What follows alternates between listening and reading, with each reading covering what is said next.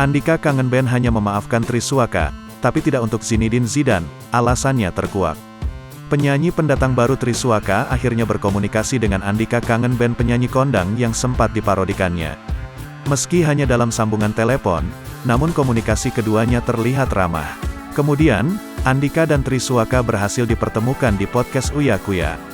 Dalam kesempatan itu, Triswaka meminta maaf pada Andika kangen Ben secara langsung. Syukurnya, penyanyi yang kerap disapa dengan Babang Tampan itu memaafkan Triswaka.